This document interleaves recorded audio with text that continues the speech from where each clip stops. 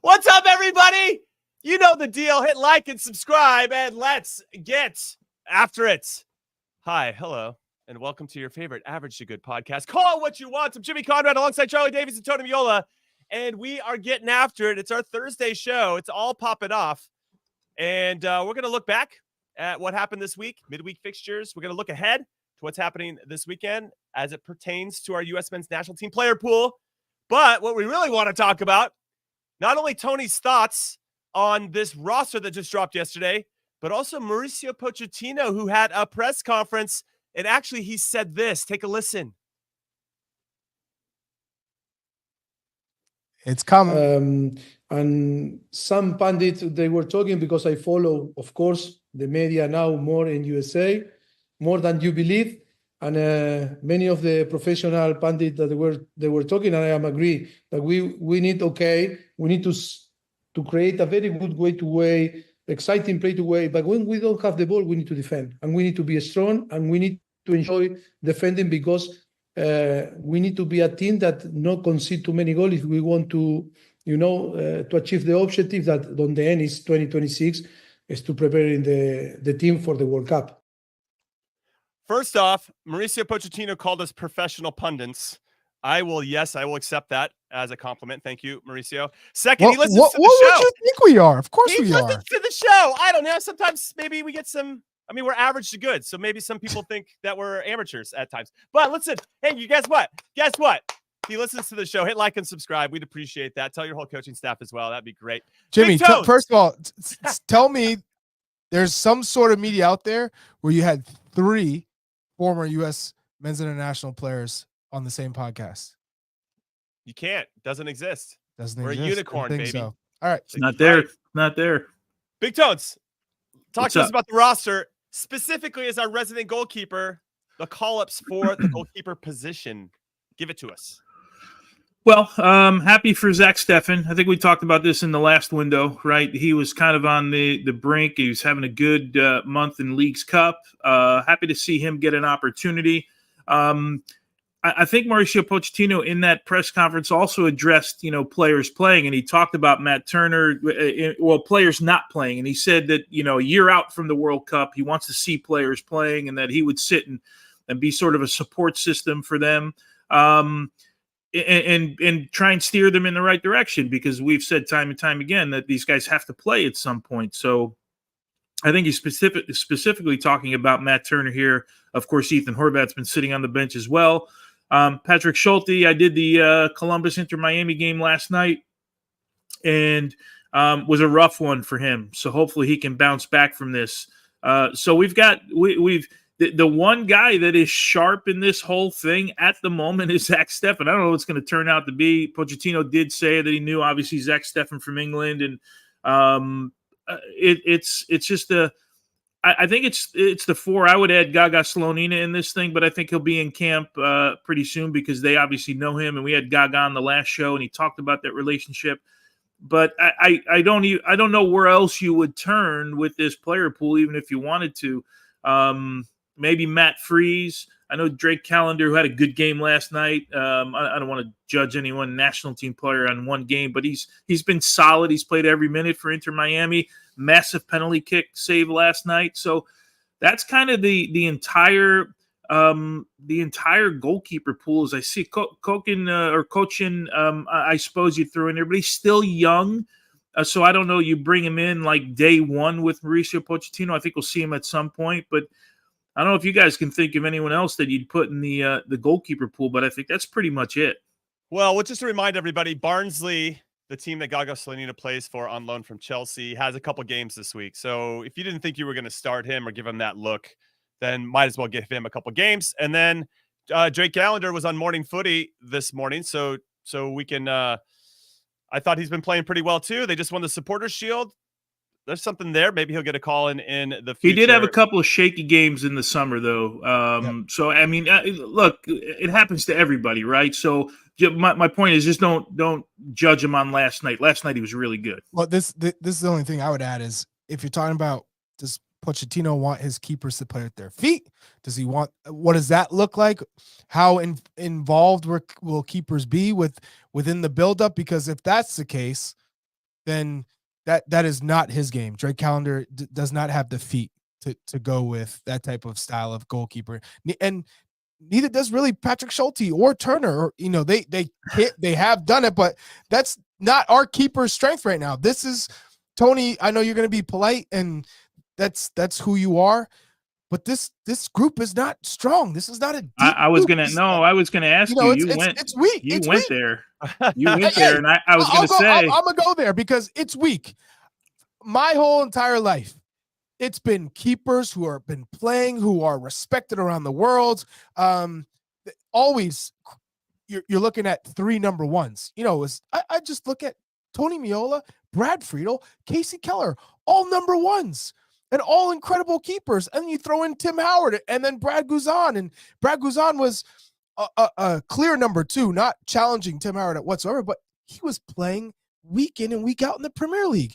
And so when I look at the keepers now, you're saying, damn, this is a low point for keepers. But at the same time, I say, if Matt Turner is playing every match, he's the best keeper in this group.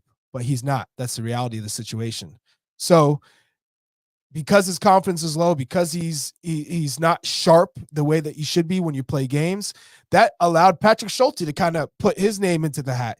And I think right now those are the 2 who are battling for the number 1 shirt at the moment. But we all know a lot can happen from now until the next summer, let alone the World Cup. So I think this is going to be one of those positions where it's going to be a process. Jimmy, really quick, I think the one thing that we shouldn't forget in all these goalkeeper discussions, there's one thing you can't take away from Matt Turner, which is why you might lean that way when things are equal, is he has World Cup experience, right? So that's something that's never going to be taken away from him. And he was good in that World Cup. Yeah. Very good. You're right. And he's a fantastic shot stopper. Now, right now, I think we could say that our goalkeeper pool is hitting a bit of a low at the moment, and we'll see who's going to emerge and do something about it and step up and take their opportunities when they come. What's interesting, though, and you brought it up, goalkeeper has been such a strong area for us. It's never been a concern. We've always gotten, as you mentioned, a whole bunch of number 1s, and we'll let them fight it out, and we'll see who ends up being on top at the end of it. And now we're kind of on the opposite side of that. And now center backs feel the same. He got asked in this press conference, Mauricio Pochettino, about the center backs. Have you been watching the center backs? And I believe that was from Jeff Carlisle from ESPN, but I like that one. But it's also, I think, leading him because Mauricio Pochettino used to be a center back himself. Hey, who do you like? Who's like you? What do you want to see from that position? And he was very diplomatic and said, hey, we still need to evaluate everybody. And he did mention they had sent somebody to go watch Lyon versus Toulouse. And he only mentioned Mark McKenzie, didn't mention Tanner Tessman, which I know is not a center back question per se, but you're thinking, hey, it's another American that played in that game. A little unfortunate for Tanner. He's not on the roster, so you guys can do the math there. But I think he still wants to see and evaluate everybody. He did bring up Cameron Carter-Vickers and not having the opportunity to see him due to injury. But again, this is another very important position in the spine of a team, Chuck, where we need not just good, solid players. We need some goddamn leaders who are out there putting fires out before they start. And I feel like we've maybe lacked that consistently, whether it's in friendlies or whether it's in the Copa America or whatever it may be. And it's kind of what I expected, to be honest. Our spine is what needs to be strengthened. And that's why you hire a coach like Mauricio Pochettino, to use his expertise to get the most out of this group and to figure out how the hell do we get the most resilient spine we can have for that World Cup? Because in 94, Tony Meola stood on his head. He had to be good.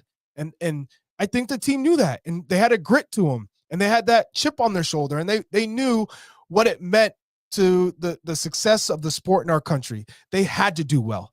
All eyes were on them. And they took full advantage of it. And look what was born from their performances. And I'll always have a ton of respect for everybody involved in that team. We had 2 good center backs, Charlie. They were good together, man. Marcelo and Alexi, they weren't the flashiest of players. And Jimmy, I mean, I know you'd appreciate this, right?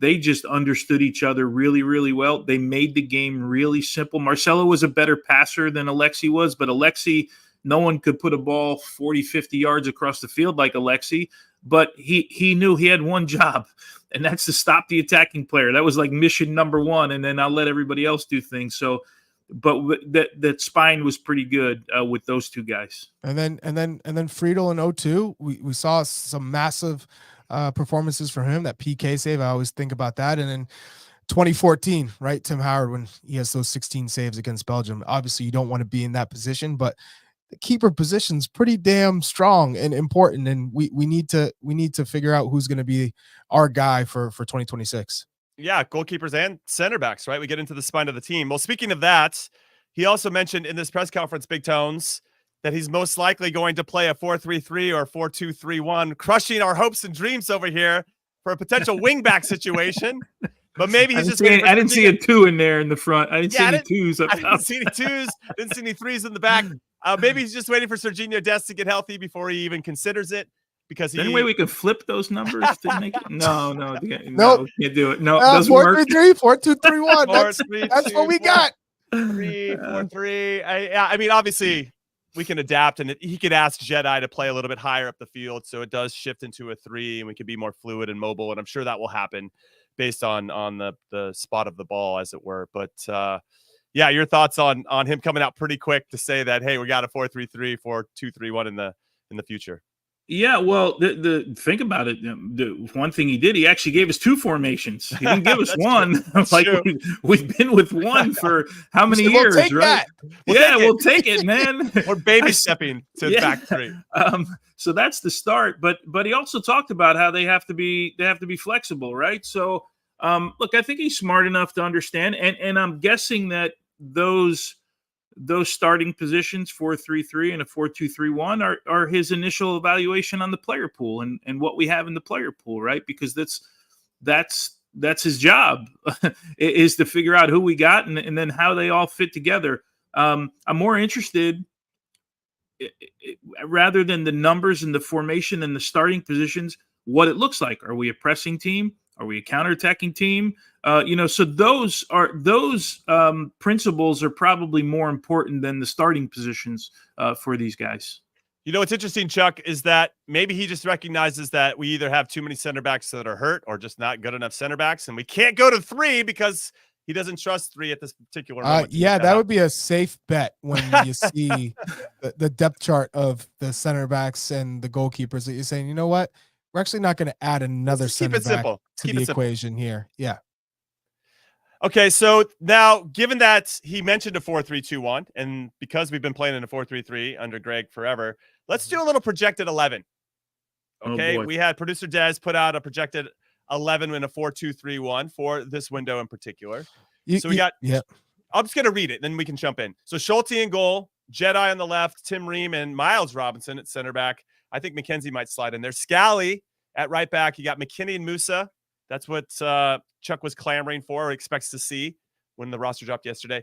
We have Brendan Aronson at the 10, Pulisic on the left, Timo Weah on the right, even though he wasn't part of Juve's squad, and then Balogun up top. I say Weah's squad from the Champions League game against RB Leipzig. Go ahead, Chuck.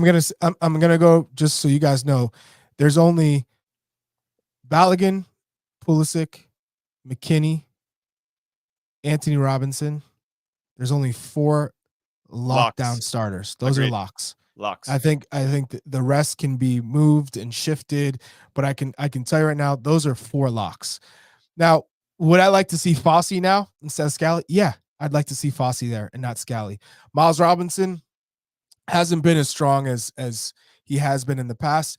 Mark McKenzie has been, and he took that step from Belgium to go to the Ligue 1 and play with Toulouse. He's playing in a left back in a back 3. He's playing in that left center back role. He's playing well. He's confident, and we know Mauricio Pochettino values Ligue 1, playing for PSG and managing for PSG. So he understands the quality of those players in that league. And Brendan Aronson, he's definitely getting a lot of playing time, and I think he's developing in the championship in areas where he needed to improve the physicality, being on the ball and playing quickly and playing 1-2s and trying to generate chances. But I think Tillman's going to get the nod there, to be honest. I thought that was his best camp, last camp, and he's playing Champions League football. He's playing really well. I think it's starting to slowly, finally translate to the U.S. men's national team and playing at that level, playing quicker. So that would be the only things that stand out for me at the moment. All right. Chuck has definitely got his Tillman pajamas on, everybody. So, Big Tones, I want to rewind the tape from last show. Chuck's face is the best. I'm not going to get triggered. But hey, the kid's got talent. It's just about putting it together. And at one point it clicks. Agreed. And I think his time is coming. Okay. So I think we can all feel that Chuck is on the precipice of being legitimately triggered here. And this might do it. Big Tones, I'm going to come to you. Yesterday, when the roster dropped, we talked about a potential starting 11. And Chuck said, we might need to rewind the tape, but he said Yunus Musah is a lock for him to start next to McKennie. And now Musah wasn't one of his locks. He is a lock. No, I thought he did have him. I thought you moved Aaron's. You put Tillman in the 10, didn't you? Yes. You said that Balogun, Jedi, Pulisic. Yes. And I'm saying long term, those are locks in the team. In this camp, Musah is a lock in that position. I got him, Tones. You didn't get me. He's so defensive right now. I'm cool. I'm telling you, you got it wrong. Calmer than you are. Calmer than you are. Calm and cool. I just did morning footy to the Galazzo show. I'm locked in, baby. So you get that starting 11, Big Tones. What are you saying? Chuck stole most of my stuff. But the one I will reiterate again. Yeah, the one I'll reiterate. I'd like to see Marlon Fossey over Scally on the right hand side. I thought he showed me something, and oddly he showed me something I don't really know what I saw, but it was something different. Right? There was energy up and down the right hand side of the field. There was an attractive like sloppiness sometimes to his game, where like the unpredictability of a player. The rest of that lineup, Brendan Aronson, I'm interested to see what Pochettino thinks, because in that press conference, he also mentioned Brendan Aronson as one of the players he brought up. They said, yeah, we followed him. Energy, can run behind players, but he's playing in too many positions right now.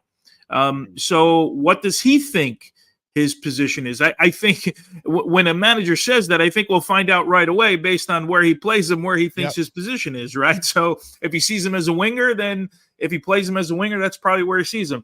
I don't want to get on, the Tim Ream conversation. I'm almost committed now. Like Tim Ream's going to make the team in 2026 but not because I don't think that he should be in this group. I'm just curious why we wouldn't look at anybody else. And I'm hoping that Mauricio Pochettino feels the same way. Like, I know what he can do. I've seen it already. I need to see something else because I have time, but I don't have a ton of time. So I need to see as many players as possible. The McKenzie shout for me is big. Yeah. Richards is injured and Cameron Carter-Vickers. So those are two center backs right off the top. Right. Yeah, look, McKenzie for me, I'm a fan. I've told you that forever. Carter Vickers is injured as well, so that's a conversation to be had. But I mean, for me personally, and I'm not trying to be a jackass, but Greg Berhalter would put out that roster. Like I want to see something different. That's just me. I want to see a couple of new faces in there. Although I'm not surprised by the roster selection. As I said, I didn't think it would be completely different. Yeah, I was going to say, Tony, that this was not all Mauricio Pochettino putting this together. No. We said this, though. Yeah, no, I'm with you. You knew it was going to be more of a Greg Berhalter type of roster than, seeing different names and different formations, because he doesn't know yet until he steps in the lion's den. Well, it's interesting you bring up some influence from Mauricio Pochettino's roster, because Matt Crocker is going to be on Morning Footy tomorrow with both of you guys. And so the question is, and I want to throw this out there to everybody, especially the ones watching on the chat or on YouTube right now, what should these two ask Matt Crocker tomorrow? And what are you guys thinking? Yeah. Like where have you help me? I started- just got off a plane and found out. I haven't thought 1 second about that interview. So yeah, I'm open to suggestions. Yeah, I just did a whole Golasso show, and so we need some help. We need some help. I haven't even had a second to think about what we were going to ask Matt Crocker, but I already have some ideas of where I want to go, and I'm also going to acknowledge the good job that he's done. I mean, that's what I was going to say. Like Emma Hayes. Did you ask him like Pochettino? which bottle of champagne he popped after getting Emma Hayes and Mauricio Pochettino? Yeah, that's pretty ridiculous. And he's obviously done a really nice job of bringing in some world-class coaches. So obviously the proof's in the pudding. We haven't seen what Pochettino is going to do, but one of the biggest names that was out there, a new voice for the players. There's a lot to like here. And now you wonder just at what point does he go hands off and just let his coaches handcuffs gone. Yeah. Let him be free. Let the chefs cook, Yeah. So we're going to have to kind of wait and see, but I'm curious as to what the audience comes up for you guys and what you want to ask him. And are you going to ask him anything tough, or are you guys going to play it safe? You two playing it safe over there? No. One of the things I want to know, I don't know, there's probably something out there. He mentioned at one point in a follow-up meeting, like they went there to present to Mauricio Pochettino. And instead, Pochettino's crew had a presentation for U.S. Soccer on the team. I'm kind of curious, like, is that the point that they knew, like, we got the guy, right? Like, he wants in. If you're going through this, and then what was in that presentation? And I know I'm not going to get specifics, but that enlightened you about, hey, he knows what's going on here. He knows about this team. He knows about this group of players. He feels good enough to take the job, because let's face it, nobody takes jobs that they don't think that they can turn around, right? Mm-hmm. It's not what you do. It's not what coaches do. They take jobs and because they think that all coaches think that they can turn every player around and they can turn every team around. So I'm just curious, like what sort of was the attraction of the presentation? That's one of the things I want to get there. I always ask questions last, Jimmy, so that one's probably going to be taken by the time I get there. So sure. I'll need another one. Anybody listening to the pod's going to steal it from me. I'll give you one more for him to consider. His job is done on this front. You got Emma Hayes, you got Mauricio Pochettino. What are you doing for the next 2 years? Like, what else can you help do with regard to the infrastructure and any relationships that need to be built so that we have as many tools in our tool belt as possible to go on and have a successful World Cup, not only for 26, but for the Women's World Cup in 27. All right, we're going to take our next break, or our first break of Call It What You Want. When we come back, we'll get into some midweek results for the Americans abroad. Do not go anywhere.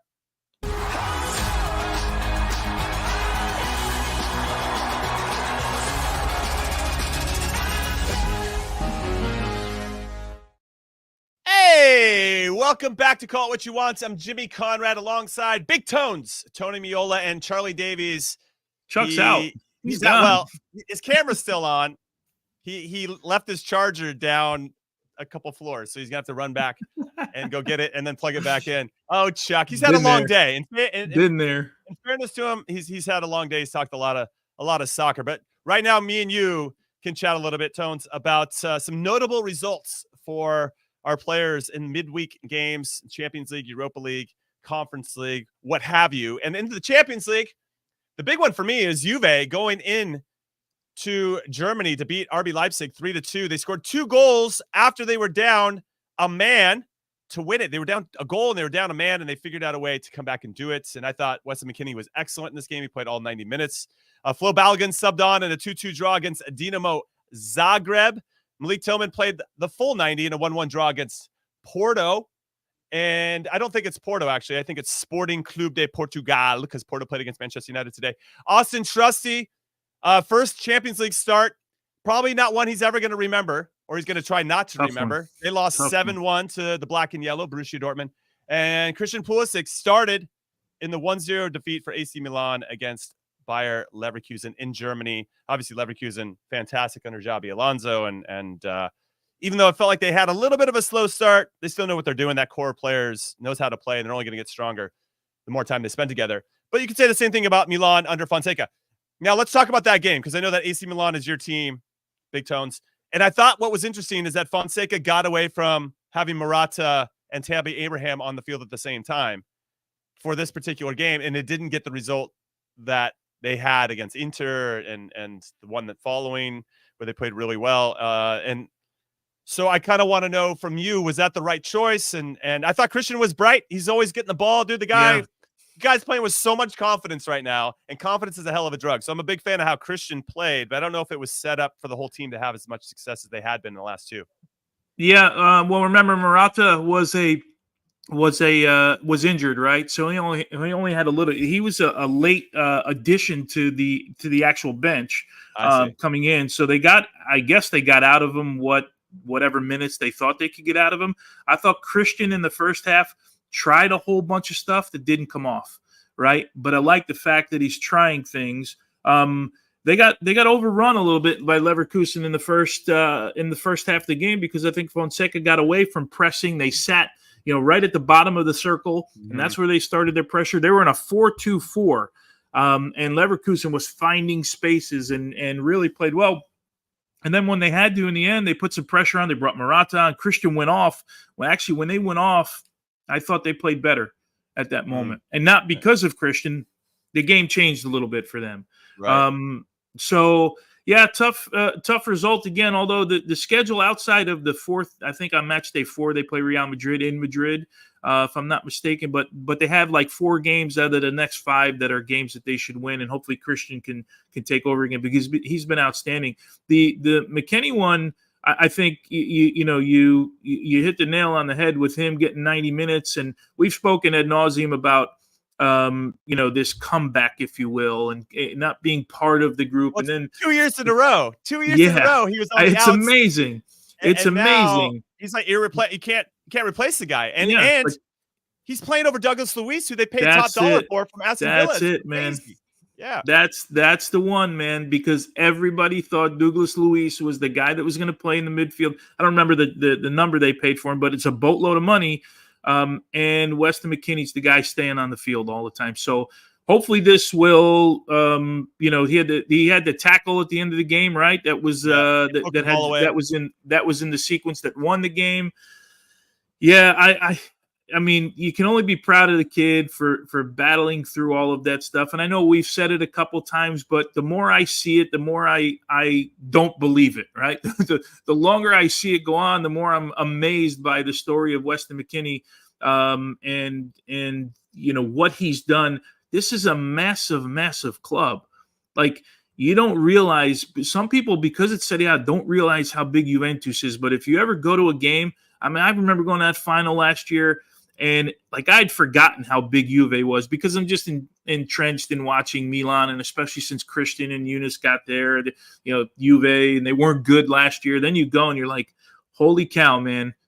And I said to Weston when he came out for warm-ups that game, I'm like, dude, this is incredible, man. This club is massive. These fans are awesome. He goes, yeah, until you lose a couple games. it's like, that's part of it though, right?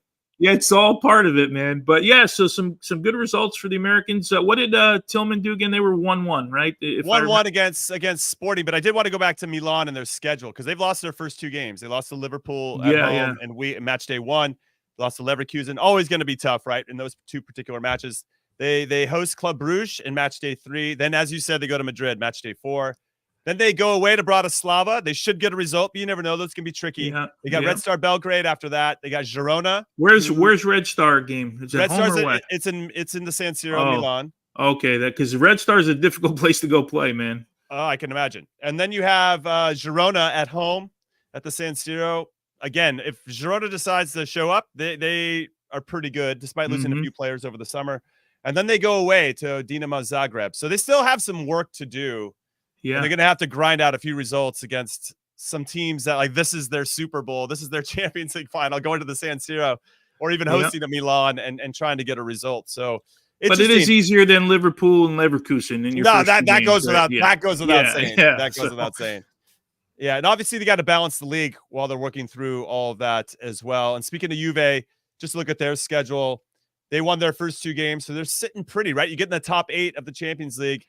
Then of the table, then you have you get a bye from the round of 32 or whatever, and you're just waiting in the round of 16. But they got Stuttgart next at home. Then they go to Lille. Lille just beat Real Madrid. Aston Villa away, which is not easy. Then they host Man City. Then they have Club Brugge away, and then they host Benfica. That's a tough schedule. They're probably feeling pretty good that they won their first two, because Stuttgart, okay, give them that one. Lille won't be easy. They'll have some confidence. Villa won't be easy. City won't be easy. So they should do it. And Thiago Motta, I think, has been excellent as a coach. But they've only given up goals in the 2 Champions League games, right? So they've only given up 3 goals. They haven't given up a goal in Serie A. Yeah. They're killing it. Yeah. And if Vlahovic gets hot, man, watch out. Juve could be getting hot. Well, yeah, he scored two goals, great goals. Yeah. 2 great goals. All right, so Chuck, as our resident Malik Tillman fan, super fan, talk to us about his performance against Sporting in the Champions League. Yeah, I mean, it's a tough opponent. I mean, what do you want in terms of a player who's trying to maximize his time on the pitch? I'm just giving you a hard time. Keep going. But tell me, it was a 1-1 result. Obviously, you want to see him scoring a hat trick every game. I mean, that's what it's going to take to win me over. How many of our players are scoring hat tricks every game? That's a good question. That's a very good question. Hey, just as a note, and take what you want. In 2 of the publications here, he had the 2nd highest rating for his team in this match. So take that for whatever you think it's worth. He's playing well. Yeah. They're talking about him being Eredivisie Player of the Year. Jimmy's going to hate now. on a player who's playing in Champions League. I'm not hating on him. And playing well. And I've given you a hard time that you become a super fan. He finally has like a decent performance with the national team where you felt like, oh, he's not lagging behind. Listen, go back to those shows. I agreed with you there. I thought he had some bright moments for sure. We lost against Canada and we tied a crap New Zealand team. So I don't know what else you want me to say, dude. Like, that's all. Yeah, I mean, but I did see some bright moments. I didn't think he looked good when he came in the New Zealand game, but yes, I think he's got a little something there. All right, let's talk about this then, because let's move it over to the EFL, because we had Josh Sargent score for Norwich against Leeds. There's a penalty. Haji Wright scored, which is nice, and 3-0 win for Coventry over Blackburn. Aiden Morris played the full 90, and Middlesbrough's 1-0 win away from home against West Brom. Gaga Saliba starts in the 2-2 game against Barnsley. We talked to him the day before when they took on Wickham. You have Leonard Maloney that played a full 90 for Heidenheim at the Conference League. Johnny Cardoso starts against Legia Warsaw, and they lost 1-0 in Poland. So we have some other guys playing. Are we worried about Yunus Musah as well? He's only played 174 minutes whole season. That's like Gio Reyna numbers. You don't want to have Gio Reyna numbers. I am, Jimmy. I am. Yeah? Yeah, I mean, I watch him on the weekends, and this last 2 weeks, the 2 performances he put in, I don't want to say he looked he wasn't disinterested, but he looked off the pace a little bit, right? And you guys know what it's like to sit on the bench at some point, and even if you don't even like those days when the manager tells you you're getting a day off, right? Like, we got to rest you, like you're itching to go, and I don't see him breaking into this lineup at the moment the way they want to play. They just and again, I'm the Milan fan who watches 90 minutes every single game. And I'm rooting for him. I want to see him play as much as anybody does. But so you wouldn't start him against Panama. And who would you? Yunus Musah? No, me personally, I would start Aiden Morris because he's playing. I would start Gianluca Busio over Aiden Would you Morris. go Busio? Yeah. I would consider Busio as well. Yeah. But then go there, yeah. I mean, Busio. But Aiden Morris is more of a 6. In the Olympics. Busio can play 6. He can play 8. He can play 10. And we also don't know how Mauricio Pochettino is going to set up the midfield and the responsibilities of the midfielders. So, in terms of someone who's versatile in the midfield, who's playing really well in Serie A, he is playing amongst the best in the Venezia team. That's for damn sure. For me, if it's not Yunus Musah and Pochettino assesses this during training and goes, you know what, Busio's impressed me, and I've seen his game tape. I wouldn't be surprised. I wouldn't be shocked if I saw Busio in the midfield. But we all know in terms of raw talent and that Yunus Musah would be in the starting 11 if you're basing it just off of talent, not form. Because I agree with Tony. I go back to the match for Milan at Parma. That was his one opportunity to start, and it's on big CBS, so everyone here got to watch it. He was a shell of himself. And again, he hasn't taken the right steps to develop in the way that he needs to develop in the attacking half of the game. We've seen glimpses, but it's got to be consistent. So we know he can get there. We see the potential, but it's not until he actually realizes that potential where we say, that's our guy for 2026. Like he has to be on the pitch, because we all know when Tyler Adams is healthy, I agree with you there. He's that guy. Yeah, I agree. And Weston's showing it with the resilience to keep coming up and playing. Now he's one of the most important players for Juve again after being ruled out in the beginning of the season. Think about the mentality that you have to have, the character you have to not doubt yourself through all the BS in the media, through all the manager talking this, you can go here, you can go there, to bring yourself to training every day and earn your spot, and then earn your spot in every performance on the pitch. That's what I love about Weston, because he's really showing the character and the growth. Now, can Pochettino harness that same motivation, that same energy level, the same commitment we see in the Champions League game when he tracks down Xavi Simons? Can we see that with the national team? And how does he get the most out of him with the national team? So that's also one of the biggest reasons why I'm excited about Pochettino. Yeah, I'm glad you brought up the tackle again from Weston McKennie. For those that didn't see it, he starts the whole sequence. It looks like it's going to be a 3v2 for RB Leipzig to go on and win the game themselves. And Weston tracks Xavi Simons, one of the best young players in the world, toe pokes it away, and that leads to the sequence where Juve scores to win 3-2. And I love that attention to detail, right? You need that. And just that moment of recognizing danger, I'm going to make a play here. I got plenty of time for players that can see that and then have the awareness to step up and make a play when it's needed for the team. So fair play to Weston. He's been fantastic. Using that, though, as kind of a springboard to Yunus Musah. He's only 21 right now, but it almost ends Sergiño Dest in some ways. He was at some big clubs, and then he goes to PSV, and probably feeling like it's a step down from Barcelona, of course, and he went on his loan spell at AC Milan. But he got to play, and he regained that confidence and that swagger that can only come from playing week in and week out and getting that trust. So Big Tones, do you feel like we have some young players? I think Gio falls into this as well, where, and I know he went to Forest, that didn't really work out, but you really go into a team where you're going to be the guy, because you learn so many different elements about how being a more well-rounded player if you get to be the guy. And I don't think that Yunus Musah is going to maybe find that at Milan. And so I'm a little bit worried about what his next 2 years looks like leading into 2026. I would imagine there's a loan somewhere. I hope he stays at Milan, because I think eventually, you mentioned he's 21 years old. I think eventually he can run this midfield. Although the group of midfielders have not been great for Milan, right? He just hasn't come in and shown sparks. So you think about him, you think about Gio, like you got to hope that they get really good moves, even if they want to stay at their clubs and go back. But Pochettino addressed, a year out from the World Cup, he needs to have guys playing consistently. And when that message gets into your head, you're like, okay, you're on the phone. What are you doing? Hey, my agent. It's not about the money, my guy. It's about my playing time. I need to get to a place where maybe it's not Milan, or maybe it's not Dortmund, or maybe it's not Nottingham Forest. I need to get to a place where I'm going to play, because if that's the marker that Pochettino sets down, and you guys know me, I've said this forever, I hope that is. Then things will change really, really quickly, right? With these guys and where they think they fit in. And it doesn't mean you're not going to fit in. Look, you mentioned Yunus Musah, 21. Is Gio 21 too, or is he 20 still? He's right there. Okay, whatever he is. Yeah, it's 21. Okay, I just saw it here. All right, so it's not they could go. Gio at 24 years old could be the star at Dortmund one day.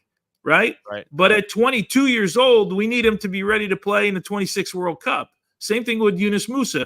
He might be at Milan for 10 years because there's not a lot to not like about Yunus Musah's game. Right. He's just in a position where he's not playing right now. So, by the way, I just looked at the midfield. Did our midfield all of a sudden get really, really young? Weston McKennie's the grandfather of the midfield at 26 years old. Aronson's, they have list him as a midfielder. He's 23. Musah 21. Tillman 22. Busio 22. Aiden Morris 22. And Cordosa's 23. I mean, that's pretty young for the middle of the park, man. Yeah. One thing I wanted.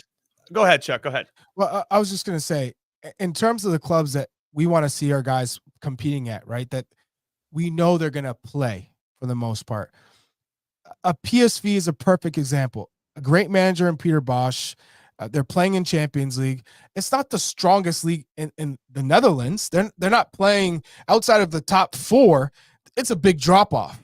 But if you're able to play for them, if you're able to play for a Salzburg, a Young Boys, heading into a World Cup, a Porto, Benfica, Porto, those are pretty big. But in terms of clubs that you're going to play, you're going to be relied on to be the difference maker, that's the type of club our guys need to be playing at. Not the far-reaching clubs. I mean, there's some guys, Weston McKennie and Christian Pulisic, they're playing on massive clubs and they're important in those teams. But outside of that, we don't need guys who are just the peripheral, outskirts, just hoping to get in. Well, so here's a great example. Kevin De Bruyne played for Genk, right? Had a good career there for a couple of years and then gets signed by Chelsea. And very similar to some of our guys, just isn't trusted there by Mourinho or whoever was in charge, and plays 3 games total. And so he goes out on loan and he goes to Werder Bremen in the Bundesliga and he does well. So he doesn't stay with Werder Bremen. He ends up signing with Wolfsburg. Now, these aren't names that we're like, wow, these are top clubs, but he goes and he gets his confidence and he starts to play and he starts to own it. He starts to be the guy. He starts to be trusted. And then he gets purchased by Manchester City, and now we the talk same about thing for Mohamed Salah. Same exact thing. So I don't want our guys to think that they're above taking that step back to go that 2 steps forward when there's plenty of examples from some of the world's best players who had to do the same thing. So I just wanted to make that point. Great point, man. That's a great point. Wanted to bring that up.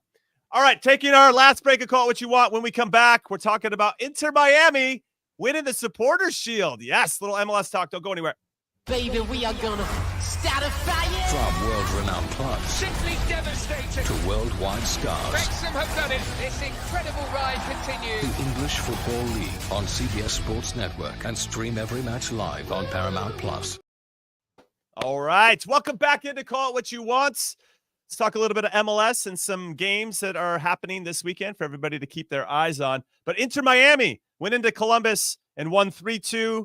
Had to get a big save by Drake Callender on a Cucho Hernandez penalty to keep that 3-2 result, and that helped them clinch the Supporters Shield, which is like the 100th trophy that Leo Messi has won in his career. He had a brace in this particular game, and this is the trophy I think that matters the most. You're the best team over 10 months in MLS. Not easy to do. They only have 4 losses on the season. Been really impressive, even missing Leo Messi for a good portion of time. Tata Martino's done a nice job of getting that team a little bit more organized than in previous seasons. So fair play to Inter Miami. Well done to them. So I guess the big question is, and Chuck, I'll come to you first on this. Do you think anybody can stop Leo Messi and Inter Miami in the MLS Cup playoffs once they begin? Jimmy, you know the answer to that question. If you say New England Revolution, New England Revolution, stop it. They're bottom of the Eastern Conference. What are you talking about? Hey, Columbus gave them a game. Oh, yeah, okay. Columbus give them a game. Who else? Down 10 men, and they gave them a game. So, of course, you know the answer is yes. they can be given a game. It's MLS, baby. Anything can happen. Yeah. Inter Miami, are they the best team in the league? Yes. But that doesn't mean the best team always wins. You know that. It could be an injury where a player gets injured. It could be a red card. It could be a crazy decision. But Galaxy are playing really strong. LAFC, we know that they can play strong. I think the midfield had to be strengthened, and they had to understand the identity, controlling the ball, controlling the tempo, not just being reliant on the counterattack and being dangerous in transition. Can they be able to be flexible? And I think Toronto has worked at that, and I think they will head into the postseason feeling better about that.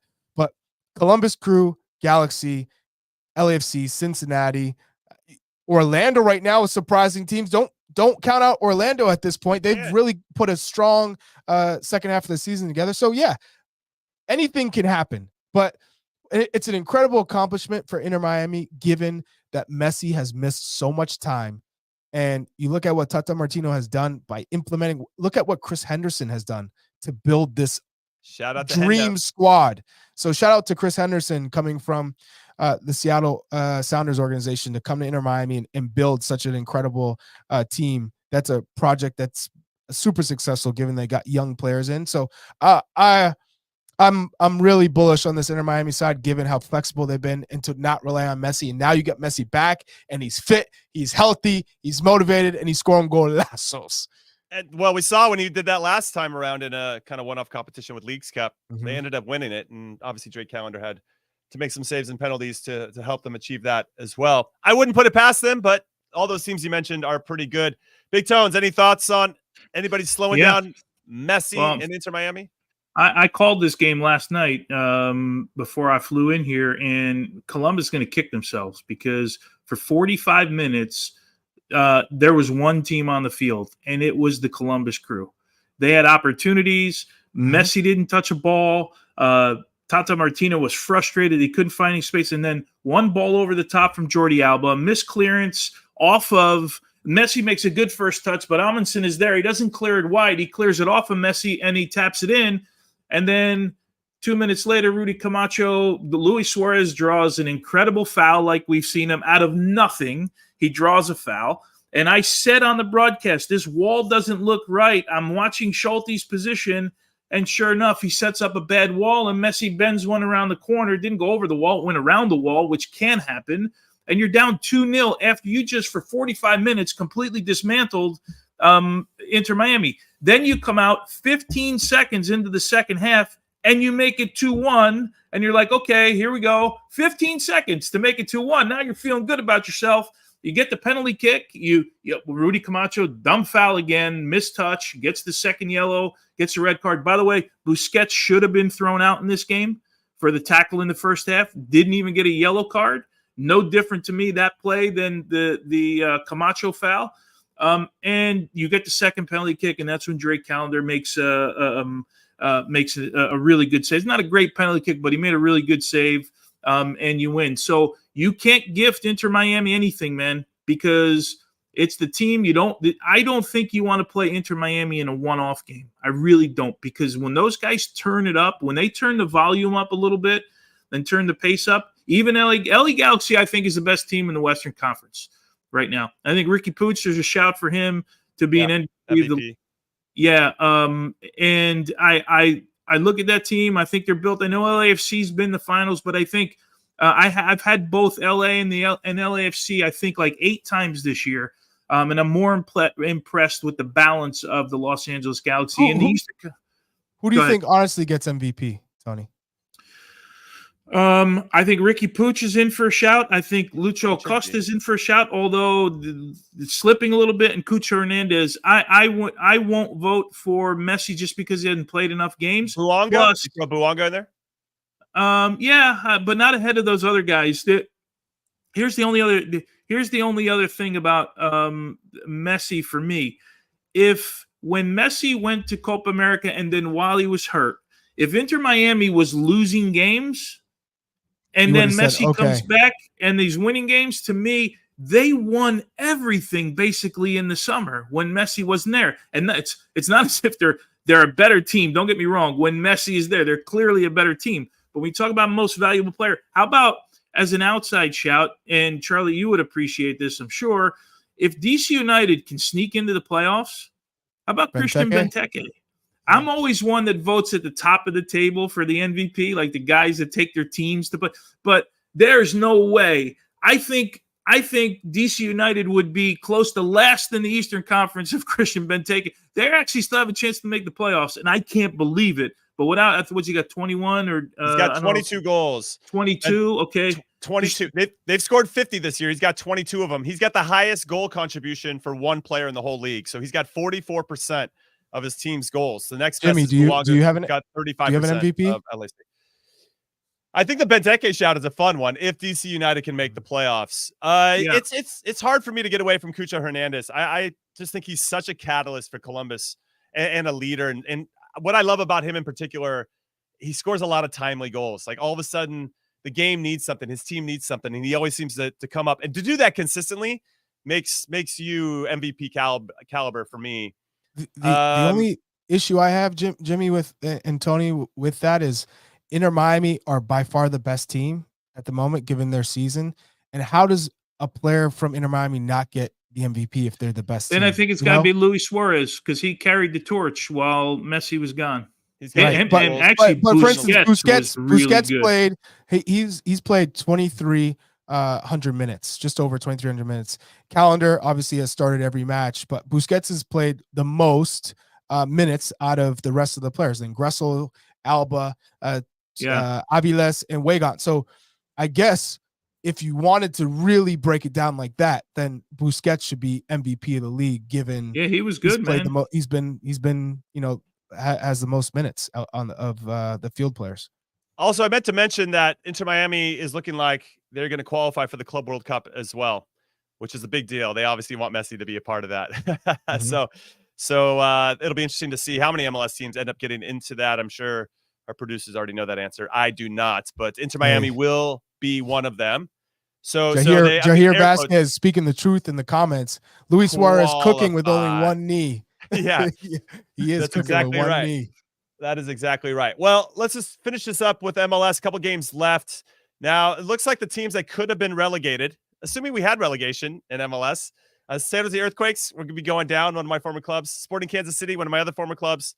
Relegated. San Jose relegated. San Jose relegated for sure. But you have SKC on 31, Chicago Fire on 30, New England Revolution on 31, St. Louis City on 34, Atlanta United 34, Nashville 33. You could have a whole bunch of teams that would be fighting relegation these last 2 weeks, which would be pretty rad and then pretty sad for some of my former clubs. Now, you both are Sporting Kansas City guys. Yeah. Should Peter Vermes move on? Let's be real. At this stage. How are you asking a question? Should he move on or should they fire him? Because there's two different questions. There's two different paths. Yeah. He's not moving on his own. Should he be in that role next year? He's got both roles, sporting director. They've already said he's going to be in the role. They're giving him money to spend. I mean, we went through this at midseason when they figured out the season was a bust. They're now they've got 2 DP spots that they could potentially fill. They're giving him that role right now. I mean, he's going to be. Well, they locked him into a 5-year deal. So yeah, I mean, they're not buying him out. He's got 3 more years on I don't know. It's got to be $1.5 million a year. They're not buying him out of that contract right now. That's just wild. Yeah. That is wild. I mean, I heard you talk about this on Morning Footy. I don't know if it was this week or maybe at the end of last week, but I don't think he's moving. I think they're going to let him go through this last rebuild here, and I think he will have next season. And then if it doesn't get better next season, he will be on the hot seat starting the following season. Wow. Yeah, I mean, What, do you see it differently, Jim? No, I don't, because they painted themselves into a corner here with giving him that 5-year deal. That's really where the big hang up is. If they hadn't given him that, then I feel like different decisions would have been made based on performance. And yeah, they got to the Open Cup final. I was there, and they fought admirably and were in the game for a while until they got into extra time and just ran out of steam. They lack some depth, I think, to really come on and be competitive in multiple competitions. Hey, is that stale is stale. A new voice is a new voice. I agree. And that's what's needed in Kansas City. Like I said, but congratulations on everything he's done. But a new idea, a new philosophy, a new coach, a new voice needs to happen in Kansas City, because that market, as you both know, is spectacular. But it feels like that energy is let me gone. just throw this at you. When you go and look at what they haven't given Peter, and I see this in here, Roma and De Rossi 3 months. Remember how many players Roma signed this summer? So it's a little bit different when the coach says, I want X, Y, and Z, and you give the coach X, Y, and Z, and then you give him X, Y, and Z more, right? In Kansas City, I guarantee you, of all the players that they've asked for over the years, what's that? I want to say Pulido is the highest pay player that they've ever transferred. And then after that, the number's staggering compared to what the rest of MLS is. So when you go and ask for 15 Colorado's players, when you get one player, but look what Colorado did for Chris Armas this year. Right. They went out and got players. Mm-hmm. Look at Sporting. What's the one thing about Sporting Kansas City's roster you can say? It's been the same players for how many years now? And it's not as if them players into the ground. It's not as if a coach goes. It's not as if a coach goes actually, Pochettino was one of them when he got to Chelsea. He said, "No more players. I don't want any more players." But it's not as if coaches don't want new players. You have to be willing to buy, and that's why the ownership group put that statement out in the middle of the season. Said, "We know we've got to go out and buy players now." They had that town hall. And they said, we know we got to go buy players now. That's why I think they're going to give it. Plus, with his contract, I just don't think that knowing that club, they're just not buying him out. They're not buying him out of that contract right now. San Jose Earthquakes, Jimmy. Oof. Hey, all I'm saying is PV can stay there for a couple of years. I just applied for my UEFA A license coaching course, and you get that. Just keep the seat warm. I'll come take Kansas City in a few years. No problem whatsoever. Why don't you take San Jose? I mean, hey, I'm available. I'm having fun here. I can do both. I'll do the podcast and we'll just talk it out. No, you can't. No. We'll We'll find. You go get that job. They'll find somebody. That way I can criticize myself right here on the podcast. Like that coach at San Jose is a complete ass. That would. Will you fire yourself? No, I take the Sporting Kansas City PV route and I just move myself upstairs or find a different way to still be involved. All right. So we promised some notable games that are happening this weekend. I'm going to give you guys 5. You guys tell me which one's your favorite. Then we'll send everybody on their way. We appreciate you listening, of course, and watching. Hell yes, Verona is taking on Venezia. That game is happening on Friday. That's tomorrow on the Golazo Network. Make sure you tune in for that one. See how Busio is playing before he comes into camp. Got Sunderland versus Leeds. That's also on Friday on P+, 3 p.m. Eastern. Brendan Aronson pulling the strings at number 10. Will he do it again? Then we have Rennes versus Monaco Saturday, 3 p.m. That'll be on BN Sports. Hopefully, Flo Balogun gets another run out as a starter. Sevilla is taking on Real Betis on Sunday, 12:30 p.m. Eastern on ESPN+. And Fiorentina, AC Milan, 2:45 p.m. Eastern on Sunday as well on Paramount+. What is your must-watch game? Big Tones, I already know, but just for you just to say it out loud, go ahead. Yeah, Fiorentina Milan for me is one I'll be watching for sure. Hellas Verona, I love Serie A. Hellas Verona, I'll watch them as well against Venezia because, obviously Busio. Yeah. The connection there. So that's where I would go. All right. How about you, Chuck? Same thing. I want to continue to see Busio. I also think that, if he can continue to grow, that he will be involved in that midfield. That whether it's coming off the bench, but I think he has great qualities. And I was always waiting for him to catch up, to level up the speed of play, and make the right decisions on the pitch. And it seems like now those are coming. So I'm excited about. I think the whole process. I'm excited about Pochettino. In all, I think we just gotta enjoy this process. It's not gonna be all roses, but I think in the end, this is the good decision. I want roses, Chuck. We sat through non-roses with Greg Berhalter for a long time. I want some roses. I want to smell them, and I want to enjoy the fruits of the labor that Mauricio Pochettino's coaching staff is going to put in. I'm looking at MLS this weekend. You have a couple teams like DC United taking on the Revs. They need to win that one to give themselves a chance in the last weekend on decision day to give them an outside chance of getting into the playoffs. Philadelphia Union, also one of the teams on the outside looking in. They're taking on Columbus in Columbus. That's going to be pretty tough. And you got some great games that are happening now. Everything we get into crunch time. So a big fan of this time of year for MLS. All right, that's it. Calling it the show. Thank you for hanging out with us. As always, make sure you follow and like and subscribe anytime you see or any podcast platform or any platform for Call It What You Want, Golazo America.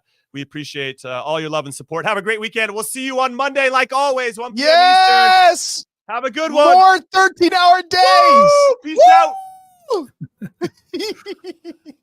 Oh, man, I need a glass of water.